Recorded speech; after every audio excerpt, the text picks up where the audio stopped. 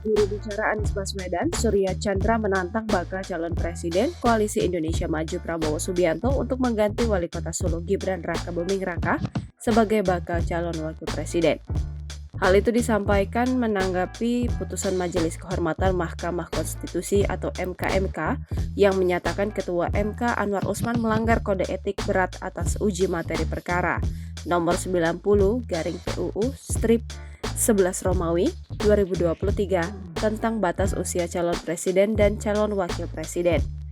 MKMK pun memberikan sanksi pencopotan jabatan Anwar sebagai Ketua MK. Kalau jantan, seharusnya Pak Prabowo segera mengganti cawapresnya, tetapi saya tidak yakin itu akan berani dilakukan ya, ujar Surya pada 7 November 2023. Ia menganggap proses pelanggaran etik yang dilakukan Anwar atas gugatan uji materi yang akhirnya memberikan jalan untuk Gibran menjadi bakal RI 2 tak lepas dari sikap politik Prabowo.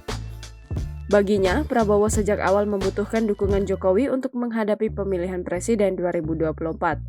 Semua sengkarut MK ini awalnya adalah karena Pak Prabowo tidak cukup percaya diri maju capres tanpa dukungan Presiden Jokowi, tutur dia. Sehingga harus memaksakan diri mengambil anak kandungnya sebagai cawapres meski harus mengubah undang-undang yang ada melalui MK, kata dia lagi. Terakhir, dia berharap putusan MK menjadi presiden baik setelah publik dikecewakan atas putusan uji materi usia capres-cawapres. Semoga putusan MK bisa mengembalikan kepercayaan publik kepada MK yang beberapa waktu ini dirusak oleh ketuanya sendiri, imbuh dia. Kami memutuskan berhenti dari ketua sehingga ketentuan mengenai majelis banding tidak berlaku. Karena dia tidak berlaku, maka putusan MK yang dibacakan hari ini mulai berlaku hari ini dan dalam 2 kali 24 jam harus sudah diadakan pemilihan. Gitu ya. Udah ada.